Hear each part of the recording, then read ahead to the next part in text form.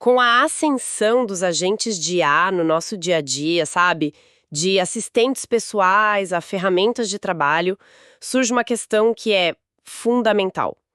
Para que um agente seja realmente útil, consistente, ele precisa de memória. Mas o que exatamente é memória para uma máquina? Como ela se parece? Com certeza não é algo tão simples quanto, sei lá, salvar um arquivo. A missão da nossa análise de hoje é mergulhar num estudo novo, bem abrangente, que tenta organizar esse campo que até agora era, vamos dizer, um pouco caótico. O objetivo é desvendar uma taxonomia, um mapa mesmo, que explica as diferentes formas, funções e as dinâmicas da memória dos agentes. Vamos tentar entender não só o que eles lembram, mas como eles usam essas memórias para aprender, evoluir e, o que é crucial, até para esquecer. E essa necessidade de um mapa, ela é urgente. O campo cresceu tão rápido que o termo memória começou a significar coisas diferentes para equipes diferentes. Isso gerou uma fragmentação, sabe, enorme. As pesquisas mais antigas, elas simplesmente não dão conta dos avanços de agora, como, por exemplo, estruturas de memória que permitem a um agente aprender a extrair ferramentas reutilizáveis a partir das próprias experiências. A análise de hoje busca trazer, uma clareza conceitual para esse cenário, uma linguagem comum para que todo mundo possa falar sobre a mesma coisa. Certo. Então vamos começar a desvendar isso. O primeiro passo, imagino, é limpar o terreno. A gente precisa diferenciar a memória do agente de outros conceitos que vivem ali na mesma vizinhança e que, nossa, são confundidos o tempo todo. Exatamente. Essa é uma confusão bem comum e o estudo aponta 3 distinções principais. A primeira, e talvez a mais técnica, é entre a memória do agente e a memória do LLM. Ah, essa é clássica. Pois é. A memória do agente é algo interno, sabe? É intrínseco à arquitetura do modelo, tipo o cache KV do Transformer. A função dela é puramente operacional. Para processar o agora, o momento. Isso, manter o controle de uma sequência longa de texto durante o processamento, para que o modelo não se perca no meio de uma frase. É uma memória de trabalho de curtíssimo prazo. Já a memória do agente é uma base de conhecimento externa, que evolui e que o agente usa para tomar decisões, de alto nível. Ela persiste entre tarefas, entre dias. Entendi. Então, a memória do LLM é tipo a memória RAM do cérebro dele, usada para o cálculo do momento. Enquanto a memória do agente seria como um diário de bordo, uma biblioteca pessoal que ele consulta e atualiza ao longo da vida dele. E a segunda distinção é com a geração aumentada por recuperação, o famoso RAG. Essa linha me parece ainda mais tênue. Mas a diferença fundamental, e ela está na intenção. O RAG, na sua forma clássica, é um mecanismo de busca. Ele acessa uma base de dados externa, geralmente estática, para encontrar um fato específico e responder a uma pergunta. O agente busca um conhecimento que ele não tem.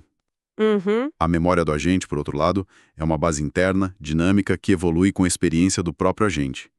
RAG é sobre encontrar fatos externos, memória do agente é sobre construir sabedoria interna a partir da vivência. Ok, isso clareia bastante. Então o RAG é um agente de IA pesquisando na Wikipédia para me dizer quem ganhou a Copa de 58. Memória do agente é ele se lembrar da conversa que a gente teve semana passada sobre futebol e saber que eu não gosto que me lembrem do resultado de 2014. Perfeita analogia. É exatamente isso. E isso nos leva à terceira distinção. Com a engenharia de contexto, eu gosto da metáfora do estudo que diz que a engenharia de contexto é como o andaime que a gente monta ao redor do modelo para uma tarefa específica. Um andaime. Sim. A gente seleciona e organiza cuidadosamente as informações que cabem na janela de atenção do modelo, que é limitada, para otimizar o resultado daquela tarefa. A memória do agente, já por outro lado, é o substrato interno. É a fundação que sustenta uma identidade persistente e um aprendizado contínuo, algo que transcende qualquer janela de contexto única. Certo. O andaime é temporário e específico. O substrato é a base permanente do edifício. Precisamente. Ok, terreno limpo. Se a memória do agente é essa fundação em evolução, Do que ela é feita? Quais são as diferentes matérias-primas, os blocos de construção que a gente pode usar para essa arquitetura? A pesquisa organiza isso em 3 grandes categorias, baseadas em onde a memória reside. A primeira, e a mais intuitiva, é a memória em nível de token. Aqui, as informações são armazenadas como unidades discretas, legíveis por nós humanos. Texto, imagens, trechos de código. E elas ficam guardadas fora do modelo, em algum tipo de banco de dados. É como se o agente fizesse anotações num caderno, mas mesmo sendo só anotações, a forma como elas são organizadas deve mudar tudo, né? Um diário todo bagunçado é bem menos útil que uma enciclopédia bem indexada. Exato. Exatamente, a organização é a chave. E o estudo aponta 3 níveis de complexidade. O mais simples é a memória plana, ou 1D. É literalmente uma lista de memórias, um log cronológico de interações. Tipo um rolo de papiro sem fim. Fácil de adicionar, imagino. Muito fácil. É só escrever no final. Mas com o tempo ela se torna redundante, cheia de ruído e terrivelmente ineficiente para encontrar algo específico. O segundo nível seria tentar organizar esse papiro. Isso. É a memória planar, ou 2D. Aqui as memórias não são só uma lista, elas são conectadas em uma única camada. Elas formam uma estrutura como um grafo de conhecimento ou uma árvore de decisões. Isso é muito mais poderoso, porque captura as relações entre as informações. Mas qual o problema? Precisamente. É a memória hierárquica ou 3D. A estrutura tem múltiplas camadas, como uma pirâmide. Na base, você tem os dados brutos, as experiências individuais. Em camadas superiores, o agente cria resumos, abstrações. E no topo, talvez princípios de alto nível. Ah, entendi. Isso permite que ele navegue pela informação em diferentes níveis de detalhe. Exato. É a forma mais organizada e escalável, mas também aqui exige mais do agente. Isso faz sentido. Mas essa abordagem não exige que o próprio agente gaste muito tempo e energia só organizando as próprias memórias? É como se ele precisasse de um bibliotecário interno trabalhando em tempo integral. Qual é o trade-off aí? Ótima pergunta. O trade-off é exatamente esse: custo computacional versus eficiência de recuperação. A memória plana é barata para escrever, mas cara para ler de forma inteligente. A memória hierárquica é cara para manter. Esse bibliotecário interno precisa rodar constantemente, resumindo, conectando informações. Mas ela é extremamente eficiente na hora de encontrar um insight certo no momento certo. A escolha depende totalmente da aplicação do agente. Ok, então a memória de Tolkien é como escrever anotações.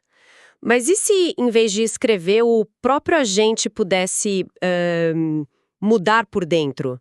A memória pode ser parte da personalidade do modelo? Essa é a ponte perfeita para a segunda forma, a memória paramétrica.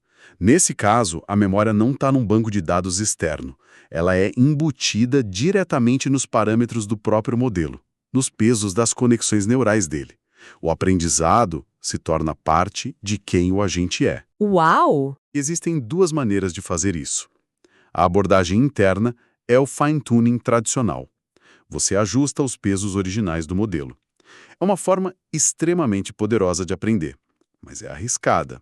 Pode levar o que a gente chama de esquecimento catastrófico. O que seria o equivalente a eu estudar tanto para uma prova de física que eu esqueço como se conjuga o verbo ser. Exatamente. O modelo aprende tanto o novo conteúdo que ele sobrescreve e destrói o conhecimento antigo. É um pesadelo na prática para sistemas em produção. Imagino. A alternativa, que se tornou muito popular, é a abordagem externa. Aqui, você congela o modelo original e acopla pequenos módulos adicionais, como os adaptadores LoRa.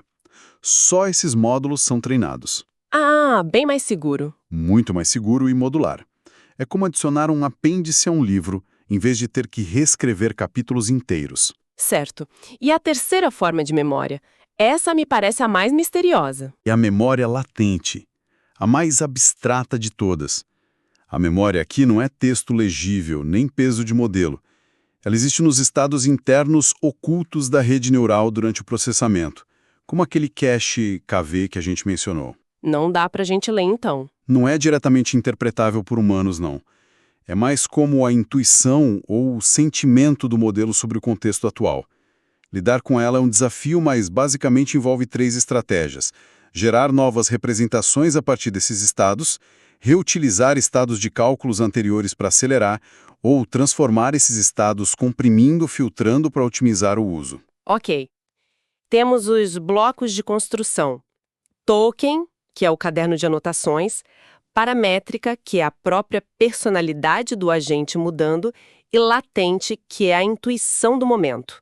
Mas para que serve tudo isso? O que essas arquiteturas permitem que um agente de IA realmente faça no mundo real? Essa é a pergunta fundamental e nos leva à segunda parte da taxonomia, as 3 funções da memória, o porquê de tudo isso. A primeira é a memória fática. Pensa nela como a base de conhecimento declarativo do agente, o que ele sabe. Certo.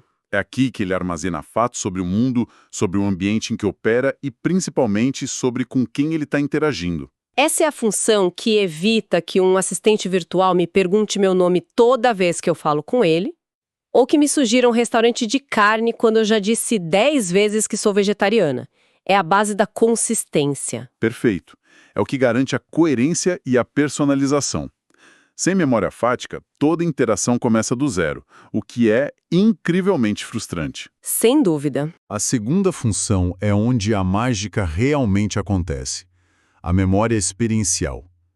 Este é o conhecimento processual do agente. Não o que ele sabe, mas o como ele melhora. É sobre aprender com o sucesso e o fracasso.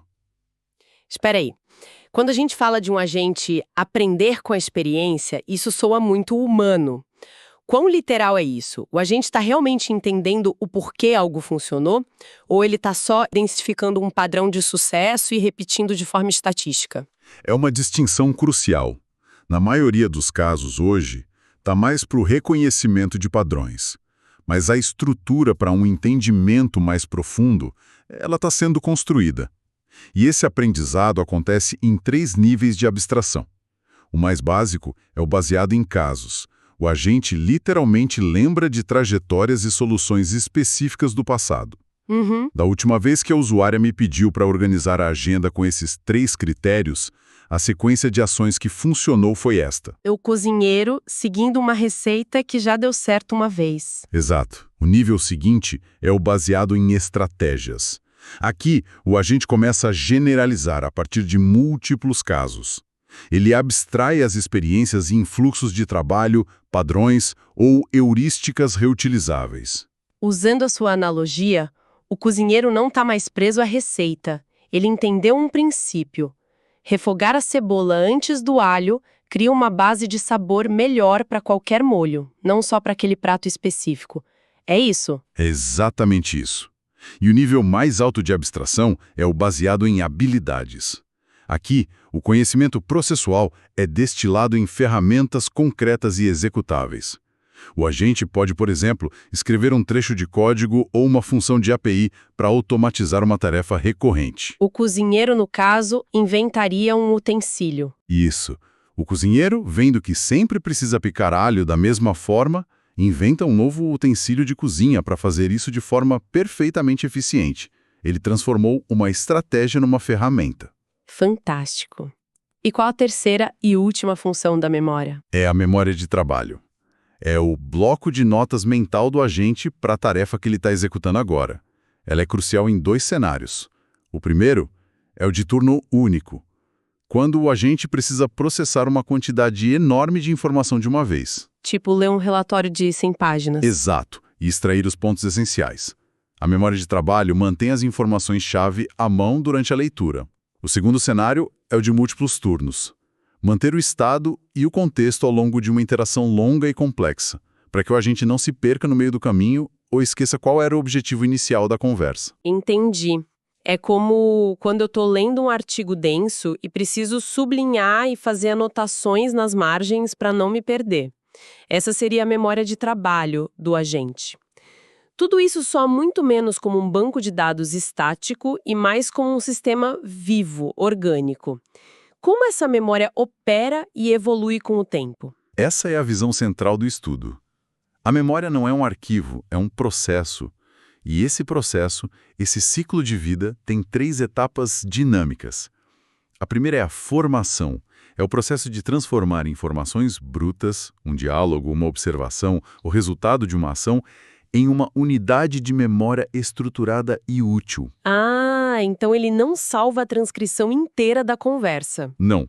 Ele pode resumi-la, extrair as entidades principais ou construir um pequeno grafo de conhecimento a partir dela. Então, antes de salvar, ele edita e formata a informação para que seja útil no futuro. Ele é o seu próprio curador de conteúdo. Exatamente. A segunda etapa é a evolução.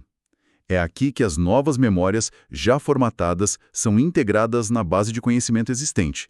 E isso não é só adicionar.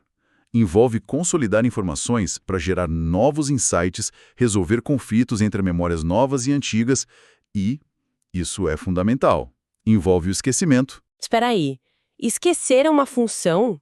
Eu sempre pensei no esquecimento como uma falha do sistema, não como um recurso. Para uma memória eficiente, é o recurso mais importante. Um agente que se lembra de absolutamente tudo seria paralisado pela quantidade de informação irrelevante. Faria sentido, sim. O esquecimento ativo permite descartar memórias que são antigas, raramente acessadas ou que se provaram de baixo valor. É uma poda necessária para manter a base de conhecimento relevante e ágil. Assim como a gente. Ele não pode e não deve se lembrar do que comeu no almoço 347 dias atrás. Exatamente. A última etapa desse ciclo. É a recuperação. É o processo de encontrar a memória certa no momento certo para tomar uma decisão. E isso está longe de ser uma busca simples, um Ctrl+F. Imagino. O agente precisa tomar uma série de decisões complexas. Ele precisa decidir quando é o último buscar na memória, como formular a consulta para encontrar o que precisa e o que fazer com os resultados. Muitas vezes, ele não recupera uma única memória, mas várias, e precisa então reordená-las, filtrar, agregar para sintetizar uma resposta. Então não é só encontrar o arquivo certo no computador, é saber qual pergunta fazer para sua própria mente e depois saber como interpretar a resposta complexa que ela te dá. Essa é a descrição perfeita. É um processo ativo de interrogação e síntese, não uma consulta passiva a um banco de dados. Impressionante. Então saímos de uma ideia nebulosa de memória de IA para uma estrutura muito clara, um mapa com formas onde a memória vive, funções para que ela serve e dinâmicas como ela se comporta. Isso nos dá uma linguagem muito mais rica para projetar e entender como os agentes de IA podem se tornar parceiros mais consistentes, adaptáveis e, no fim das contas, mais úteis. Exatamente. E se a gente conectar isso a um quadro mais amplo, o estudo termina com uma reflexão que aponta para a maior e mais fascinante lacuna entre a memória do agente e a memória humana. E qual seria? Imagino que a vantagem da máquina seja a fidelidade, certo? Ela não esquece detalhes, não distorce os fatos. Exato. A maioria dos sistemas de IA hoje possui uma memória verídica. Eles recuperam uma cópia exata do passado, como abrir um arquivo digital. Eles têm um registro perfeito, o que, à primeira vista, parece uma vantagem imensa. Mas não é, não necessariamente. A memória humana, por outro lado, é um processo fundamentalmente reconstrutivo. Nós não reproduzimos o passado, nós o reconstruímos a cada vez que o acessamos. E essa reconstrução é influenciada pelo nosso estado atual, nosso humor, nosso conhecimento novo. É por isso que nossas memórias mudam com o tempo. Exato. É por isso que elas podem ter distorções. Mas é também essa imperfeição que nos permite abstrair, generalizar e, talvez, ser criativos. A gente conecta pontos de memórias diferentes para criar uma ideia nova. Aqui é onde fica realmente interessante. Isso levanta uma questão provocadora para o futuro. O que significaria para uma IA ter uma memória que não é uma gravação perfeita, mas um processo dinâmico e reconstrutivo? Uma memória que talvez precise dormir para consolidar e reconectar o conhecimento de formas novas, assim como a nossa. Talvez essa mudança de paradigma de uma memória perfeitamente verídica para uma criativamente reconstrutiva seja a chave para destravar uma inteligência artificial verdadeiramente adaptável e, quem sabe um dia, geral.